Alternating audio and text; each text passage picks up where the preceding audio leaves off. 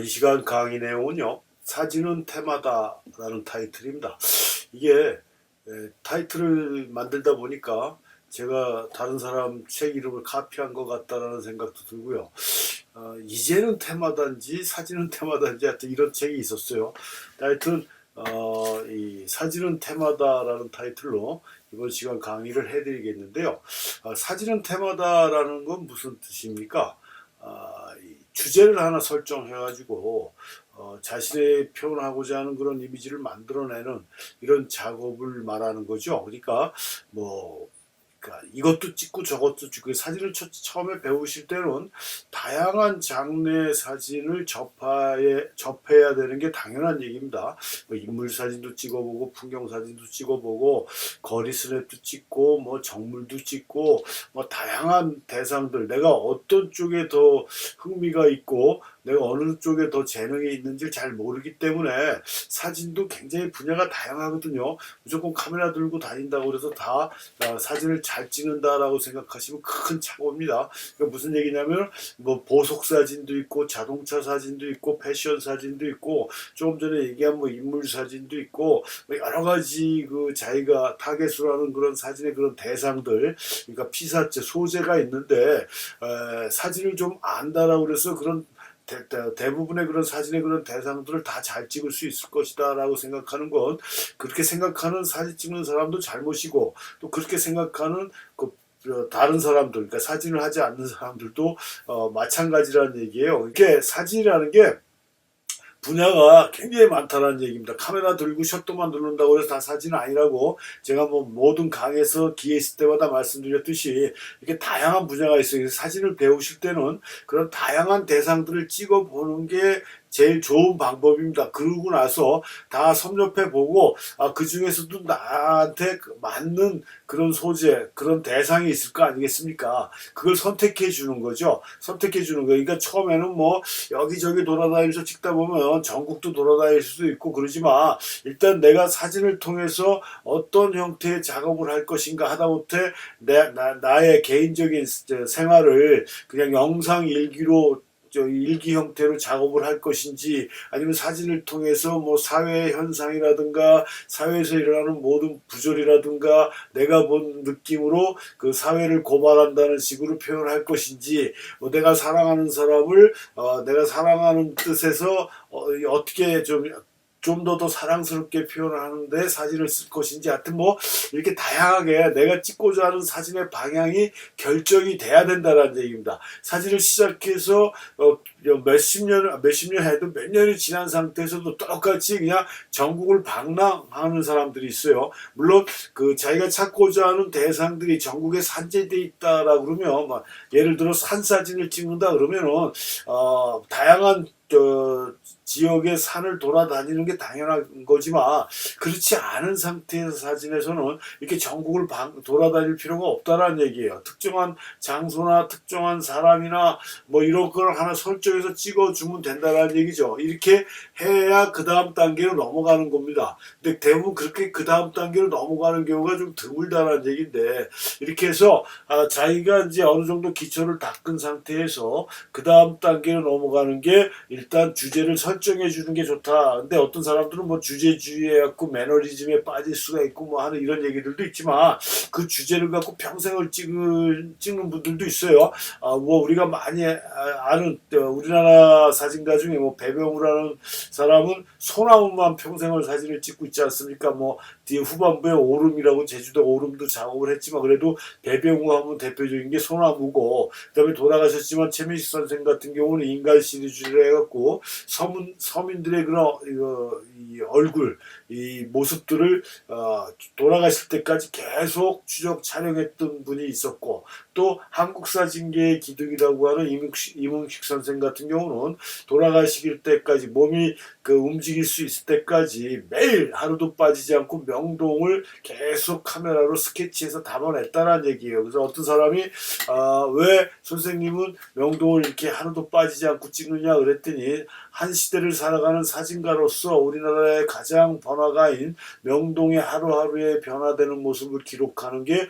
사진가로서의 의무가 같다라는 생각을 가지고 작업을 한다라고 얘기를 했습니다. 이렇게 자신이 평생 쫓아가야 될 주제라든가 아니면 뭐 세바스티앙 살가도처럼 테마별로 그러니까 이 살가도 같은 경우는 한 가지의 주제로 보통 한 6, 7년, 7, 8년 정도 시간을 투자해갖고 장시간 프로젝트로 작업을 하지 않습니까? 뭐 이런 식으로 작업을 한다든가 했을 때 하여튼 사진을 주제를 설정해주고 작업을 하는 게 자신의 사진의 발전적인 모습에서도 좋고 그러니까 완성적인 면에 자기가 어떻게 사진이 변해가는지에 대한 그런 추적도 해줄 수가 있고 그 다음에 결과물이 나왔을 때 그런 만족이라고 해야 되죠. 자기 만족일 수는 있지만 뭐 이런 식으로 해서 자신의 그런 발전된 모습을 확인할 수 있는 이런 형태의 작업이 필요하다라는 얘기예요. 1월 달에는 어디 가고 2월 달에 어디 가고 3월 달에 어디 가고 1년 12달 많은 사람들이 카메라 들고 쫓아다니는 그런 장소를 쫓아다니는 게 아니라 사진을 통해서 나를 알리고 나를 표현할 수 있는 자신만의 주제를 설정해 주는 게 좋다라는 얘기입니다. 그런 식으로 말씀드리는 거라 이게 서론이 굉장히 길어졌는데요. 하여튼 그런 의미에서 사진은 테마다라는 얘기죠. 이렇게 사진가로서 한 시대를 살면서 이 자기가 본 세상, 자기가 살아온 세상 이런 것들을 어떤 형태로 표현할 것인가를 설정해서 작업해 주는 게 좋다라는 얘기예요. 그래서 세계적인 사진가고 유진 스미스라는 다큐멘터리 사진가 같은 경우는 이 사람이 추구했던 사진의 주제는 뭡니까? 사랑이거든요. 인간을 대상으로 사진을 찍었어요. 보도사진 형태의 작업이지만 거기에서 깔려 있는 건 서민들의 힘들고 어려운 삶에 있어서의 그런 힘들게 살아가고 있는 사람을 찍었지만 거기에서는 항상 사랑이 넘쳐나는 형태의 작업들이다. 그래서 이렇게 이 유진 스미스 같은 경우는 사랑이라는 게 이 사람의 평생 과제였다라고 해도 과언이 아니라는 얘기죠. 우리가 늘 강의할 때마다 제가 거의 대부분 예를 들은 엔젤 아담스 같은 경우도 풍경사진가지만 환경운동가였다라는 얘기예요. 자연보호라든가 환경보존의 목적으로 자신의 사진을 사용했다라는 얘기겠죠.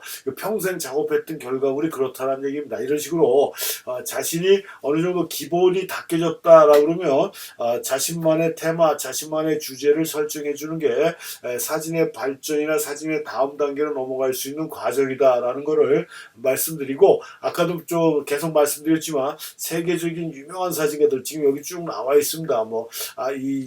앙드레 깨르테친가 갑자기 엔젤 아담스고 위지고 유진 스미스 로버트 카파 앙리카드 데 브레송 그 다음에 데이비드 더글라스 덩컨 다이아나 보스 이런 사람들인데 이 사람만 제가 좀 헷갈리는데요.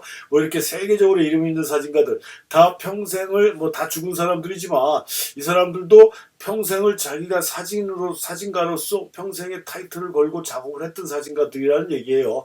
여기 또 엔젤 아담스가 또 나오고 여기 줄리안 마우레트 카메론 나온 사람들이 로버트 카파, 루이스 켄사인, 마가렛 버카이트, 리차드 아벤던, 만네이니 그 다음에 로베르 두아노, 데이비드 더글라스 덩컨 이 사람이 로버트 프랭크 이런 사람들인데 이런 사람들이 평생의 타이틀을 자신의 테마를 가지고 자신이 추구했던 그런 이미지를 찾아서 작업을 했던 그런 사진가들이다. 그래서 이렇게 한 가지의 주제를 어느 정도 기초가 닦였다라고 생각이 된다라고 그러면 한 가지 주제를 설정해서 작업을 해주는 게 여러분들의 사진의 발전에 있어서 도움이 될 것이다 라는 점을 말씀드리고요. 사진에는 제가 알아야 할 사진 한 대도 올려놨지만 사진의 종류에 갖고 마이너 화이트가 얘기했던 사진의 4가지 종류에 대한 설명을 간략하게 해드린 것도 있고요. 알아야 사진한다 이 재생 목록에 들어가시면 나와 있거든요. 거기서 참고하셔도 되는 거고 이 사진의 종류에는 이렇게 보도 사진이 있고 또 인물 사진 중에 누드 사진도 있고 풍경 사진도 있고 인물 사진도 있고 정물 사진도 있고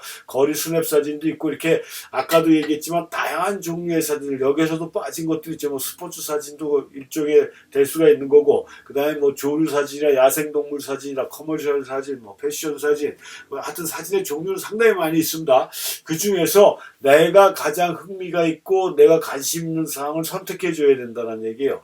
나는 약간 그 대인기피증도 있고 소심하고 밖으로 돌아다니는 게 별로 좋지도 않다. 그런 사람들한테 보도사진 찍으라고 그러면 사진의 발전이 있겠습니까? 공부하기 싫어 죽겠고 나는 음악하고 싶고 그림하고 싶은데 국영수해라 하니까 공부 안 하고 자꾸 삐뚤어지는 친구들이 생기는 거와 마찬가지로 사진에서도 다양한 분야가 있는데 거기에 자기 성격이나 환경이나 살아온 환경이 맞는 이 사람이 좋아하는 테마가 있다라는 얘기예요. 주제가 있다라는 얘기입니다. 대상이 있다라는 얘기예요. 그걸 선택을 해줘야 돼. 누가 선택을 해줘요? 자기 스스로 선택하는 방법이 가장 최고의 방법이죠. 그러니까 나는 어떤 쪽의 사진에 관심이 있구나. 나는 이런 스타일을 좋아하는구나라는 거를 사진의 기초를 다지면서 알아야 돼요. 여기서 나는 인물 사진이 좋아. 나는 풍경 사진이 좋아. 뭐 이런 식이에요. 하여튼 자기 성격이나 환경에 맞는 그런 테마를 설정해 주는 게 가장 좋은 방법이라는 얘기입니다. 좋은 방법. 그러니까 다양한 대상, 다양한 피사체에서 자기 성격에 맞는 대상을 설정을 해줘야 되는 거고요.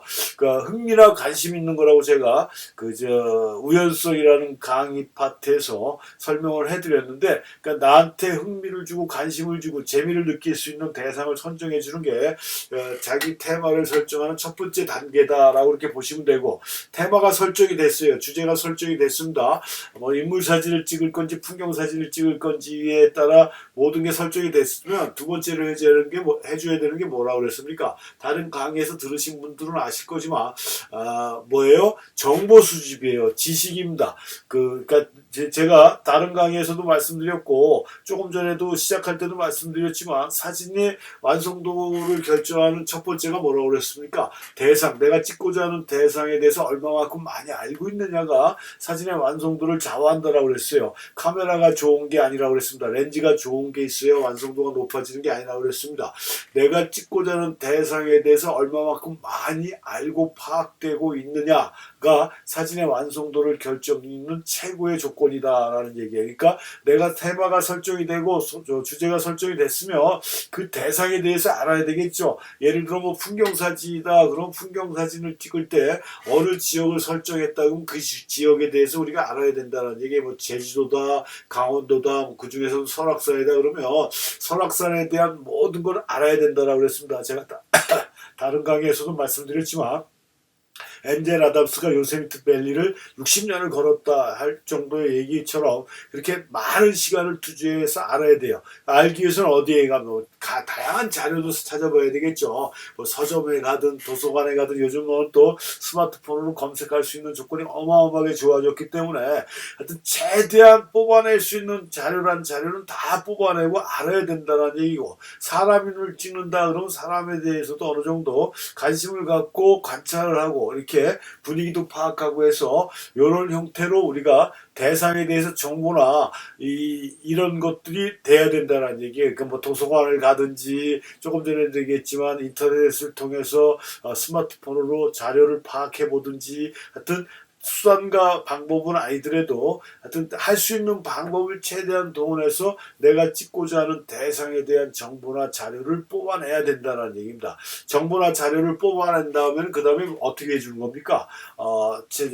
자신만의 결론을 내려야 된다는 얘기죠. 자신만의 결론이라는 게 뭐예요? 그러니까 뭐 풍경사진을 지금 여기에 예로 올려놓은 사진들이 여기에 필립 할스만의 점프북에 나온 사진인데 여기 지금 오드리 헵번입니다. 우리나라에서 얼마 전에 누구 때문에 또 오드리 헵번이라는 사람이 뉴스나 이런데 오르락 내리락 했는데 이 점프북의 필립 할스만이고 요건 저 로버트 아담스라고 그래서 이 파괴되고 훼손되고 변형되고 변질되는 자연의 모습을 찍은 사진가의 대표적인 뉴 타포그라피라고 얘기를 하는데요. 새로운 지형화 그 로버트 아담스 사진이고 요거는 위지라는 사진가, 사건 사진가, 사고 사진가 해가지고 그 잔인한 인간들의 그런 그 사고 장면 이런 것들을 주로 촬영했던 그런 사진가가 위지예요. 그러니까 이 사람들은 이 점프북은 뭐 예를 들면 그 20세기 빛낸 사진가라는 걸 제가 공부를 해주는 게 좋다라고 얘기했죠. 이 멤버십입니다. 굉장히 저렴한 그 회비로 여러분들은 20세기 사진가의 사진가를 만날 수가 있습니다. 거기에 필립 알스만이 점프북을 찍었던 이유는 좀 굉장히 해학적인 얘기인데, 인간은 가시의 탈을 쓰고 있다는 얘기죠. 그러니까 동물인데 공부를 하고 교육을 받았기 때문에 이성적으로 탈을 쓰고 있다는 얘기인데, 그 사람의 내면에는 아주 음흉하고 그 잔인한 모습들이 있다. 그래서 그 가식의 탈을 베끼기 위해서는 인간을 공중에서 점프를 시켜야 된다. 그런 의도에서 찍은 게 점프북인데, 애석하게도 지금 여기 오드리 헵번도 활짝 웃고 있지 않습니까? 이 사람이 찍었던 대부분의 사람들은 그 카메라에 이제 익숙한 그 연예인들이나 뭐 이런 사람들이다 보니까 뛰면서도 표정 관리를 한다는 얘기죠. 뭐 결과적으로 보면은 실패했지만 그런 결론을 내려서 작업을 했다라는 거고, 로버트 아담스, 아까 얘기한 뭐 엔젤 아담스 같은 경우 풍경의 환경 보호론자로서의 입장에서 풍경의 웅장한 자연의 아름다움을 묘사했다라고 그러면, 로버트 아담스는 자연의 아름다움, 웅장함이 그 인간에 의해서 변형 변질되고 훼손되고 있는 그런 자연이 황폐화되고 있는 모습으로 이 사람은 결론을 내렸다는 얘기. 자기가 경험해보고 알아본 자료에 의해서 그렇게 결정을 한 거고, 이 위지라는 것도 성악설의 일종인데 뭐 필립 알스만하고 같은 결론이에요. 그렇지만 이 사람은 굉장히 재밌고 유머스럽게 촬영을 했지만 이 사람은 아주 잔인할 정도로 표현했다라고 그랬어요. 후레쉬를 써가면서 이렇게 자기가 알아본 정보나 뭐 자료를 통해서 나는 이걸 어떤 식으로 표현할 것인지에 대한 그 결론을 내려줘야 된다는 얘기입니다. 그 결론을 내려줘야 된다는 얘기고, 그 결론이 딱 내려지면 그 다음에 뭐예요? 접근 방법이죠. 그때 이제 우리가 지금까지 공부했던 그런 사진 기계적인 내용들. 근데 제가 다른 강의에도 말씀드렸듯이 대부분 사진 배우는 분들은 이쪽에 매달린다는 얘기죠. 장비 쪽에, 메커니즘 쪽에. 렌즈의 특성이 어떻고 카메라의 특성이 어떻고 백날 그거 몰라도 상관없습니다. 지금 이 유튜브에 올라와 있는 많은 사진 강의를 하는 분들이 대부분이 뭐예요? 신형 카메라 나오면 신형 카메라 사용 경험담 같은 거, 뭐 렌즈의 특성 같은 거, 뭐 이런 걸 얘기해 주는데, 어떤 렌즈를 내가 필요한 걸 사용해서 쓰다 보면, 자꾸 쓰다 보면 누구한테 설명을 못 해주더라도 그 손에 그 카메라 장비나 바디가 손에 익어갖고 내가 내 마음대로 자유자재로 찍을 수가 있고, 몇 번 찍다 보면 이 렌즈의 특성은 이렇구나라는 걸 알 수가 있는 건데, 그걸 뭐 이것저것 뭐 카메라 좀 할 것도 아닌데 카메라의 특징, 카메라 장비의 특징 가지고 설명하는 그런 강의들을 그러면서 사진 가리킨다라고 얘기를 하고 있습니다. 제가 그래서 제 홈페이지는 뭐라고 그랬습니까? 지금까지 여러분들이 배운 건 사진이 아닌 사진 기술을 배운 거다라고 얘기를 했습니다. 얘기를 했어요. 물론 그 전체적인 과정에서 카메라에 대한 기본적인 특성이나 렌즈에 대한 기본적인 특성을 알고 넘어가야 돼. 근데 아주 세세하게 알 필요는 없다라는 얘기예요. 근데 이쪽에 이렇게 목숨을 걸고 있어요. 지금 세 단계가 지나왔지 않습니까? 내가 관심 있는 대상을 찾아야 되고, 그 대상에 대한 정보, 자료 정보를 최대한 많이 뽑아야 되고, 그 자료 정리된 자료를 토대로 해서 나는 어떤 방향으로 표현할 것인가에 대한 자신만의 결론을 내린다.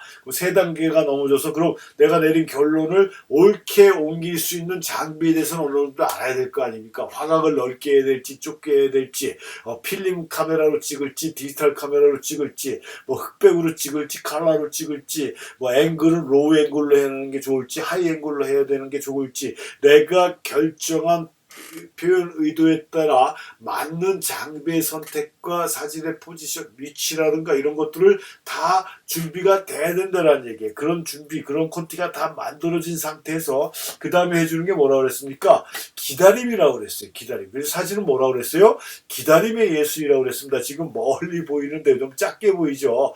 제가 이거 뉴욕에 갔을 때 횡단보도를 막 건너려고 하는데 여기 지금 차가 지나가갖고 아직 못 건들고 서 있는데 이 대형 카메라 들고 이 대형 카메라로 거리 스냅 찍는 사진가가 있습니다. 근데 그렇게 많지는 않아요. 근데 이 사람도 뭐 유명한 사진가인지는 모르겠지만 대형 카메라로 이 파인더로 지금 나를 보고 있는 것 같아요. 그래서 저도 한 장 스케치로 찍은 거거든요. 그러니까 이렇게 특정한 위치에서 내가 필요로 하는 상황이 올 때까지 이렇게 대기하고 있다가 셔터를 누른다라는 얘기예요. 이렇게 그게 1시간이 될 수가 있고 2시간이 될 수가 있고, 아니 하루가 될 수가 있고 일주일이 될 수가 있고, 이 준비가 앞부분에 대한 준비 준비가 제대로 되면 그 기다리는 시간이 짧아질 수가 있다는 얘기죠. 그건 풍경사진이든 거리 스냅이든 다 마찬가지라는 얘기입니다. 이렇게 해서 찍은 사진의 완성도가 높아진다는 얘기고요. 이렇게 사진을 해야 된다는 얘기입니다. 사진은 무조건 특정한 장소에 가서 내리자마자 야 뭐 찍냐 그러고 막 눌러대는 이게 사진이 되는 게 아니고요. 모든 준비가 다 된 상태에서 현장에 도착해서 나는 기다렸다가 내가 원하는 순간이 나올 때까지 찍어줘야 된다는 얘기예요. 기다려줘야 된다는 얘기입니다. 제가 사진학원을 할 때 입시사진학원을 했다라고 그랬습니다. 15년 동안 입시사진학원을 했는데 그때 학생들이 이제 지금은 입시사진을 어떻게 하는지 제가 잘 모르겠어요. 근데 제가 한참 할 때는 뭐 거의 대부분 대학들이 포트폴리오를 가져가야 돼요. 학생들이 만든 포트폴리오를 기본적으로 A10 사진에 그 20장 정도를 준비를 해서 가져가야 됩니다. 그러니까 주제 촬영을 해줘야 된다는 얘기죠. 그걸 가져가면 이제 교수들이 이렇게 보면서 뭐 너 이거 그러니까 렌즈는 몇 미리 초점 거리는 어떻게 한 거냐, 왜 이렇게 찍었냐, 네가 찍은 거 맞냐, 저기는 어디냐, 무슨 의도에서 찍었냐, 뭐 이렇게 다양한 질문들을 하죠. 다양한 질문들을 해요. 근데 어떤 친구가 실업계의 고등학교 다니던 친구였는데요. 성적이 잘 안 나온다. 아무래도 인문계 학생들보다는 이 대학 입시에 대한 공부를 잘 안 해주다 보니까 이 국영수 쪽이 많이 딸려서 요즘 뭐 수능이라고 그러죠. 이 수능 점수가 잘 안 나온다는 얘기예요. 학력고사였나 제가 할 때 잘 모르겠는데 하여튼 점수가 안 나와요. 그래서 이제 학교 선택을 해줘야 되는데 특히 뭐 서울예술대학 같은 경우는 포트폴리오가 지금도 실기가 정확하게 모르겠지만 거의 100% 되는 걸로 알고 있어요. 근데 옛날에는 제가 할 때는 100% 실기로 뽑았던 걸로 알고 있습니다. 그러니까 실기가 그만큼 중요해요. 그래서 이 주제를 하는데 자기 지하철을 찍고 싶다는 거예요. 지하철 안의 모습들을. 그 당시만 해도 학생들이 지하철 사진을 상당히 많이 찍었습니다. 그래서 제가 너 그럼 지하철을 타고 순환선을 타라 했어요. 2호선이 순환선이지 않습니까? 지금 뭐 9호선인가까지 나왔지만 제가 그 학원 할 때 4호선인가 까지 있었던 것 같아요. 4호선까지 있었는데 아주 순환선을 타면은 뺑뺑 돌지 않습니까? 안 내리고요. 안 내리고 뺑뺑 돌기 때문에 그것도 아침, 점심, 저녁으로 돌아다녀라. 시간대별로 아침에는 어떤 사람들이 많이 모이고 점심때는 어떤 사람이 많이 모이고 저녁때는 어떤 사람들이 많이 모여서 지하철 분위기가 어떤지를 파악을 해갖고 스케치를 하라고 그랬어요. 스케치. 네가 자주 눈에 띄고 그런 현상들이 많이 눈에 띄고 저거 사진을 찍으면 사진적인 그 요소가 굉장히 강할 것 같다라는 걸 그림을 잘 그리든 못 그리든 대충 스케치를 해라. 그래서 20장을 만들어라 그랬어요. 20장. 20장이 될 때까지 그런 느낌을 받을 때까지 계속 전철을 타고 다녀라.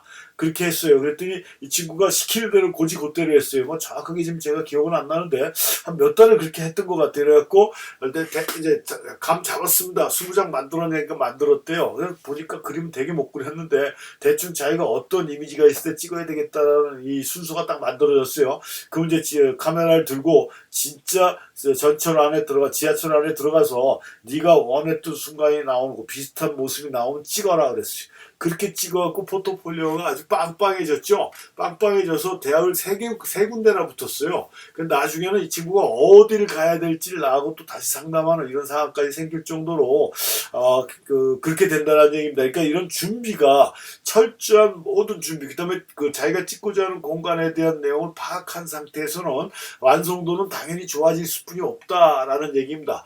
그런 의도에서 그런 준비로 해서 사진을 찍어야 되는 거고. 그런 완성된 사진에 있어서의 결과물을 봤을 때 스스로가 사진에 대한 그런 그 만족도가 생길 수가 있고 성취감도 느낄 수가 있고 또 다른 사진의 주제를 갖다 선택해서 더 나은 사진적인 이미지를 찾아서 더 나은 완성도가 되는 사진을 또 만들어낼 수가 있다는 얘기입니다.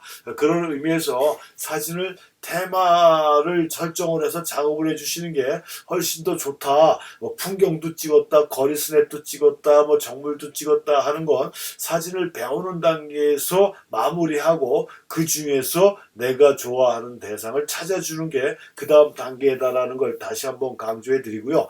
제가 사진이 좋아지는 법 해갖고 지금 2편까지 올렸는데 요 강의 내용도 한 3편에 해당되지 않을까라고 생각을 합니다. 이렇게 해서 사진을 하다 보면 사진은 굉장히 재밌어지고요. 여러분들도 우리 그렇게 원하는 사진가, 사진 작가 소리, 저는 작가라는 말은 별로 안 좋아하지만 사진가라는 소리를 들을 수 있는 사진 작품이 될 수 있는 사진들을 만들 수 있다라는 점을 말씀드리면서 이번 수업을 마치겠습니다.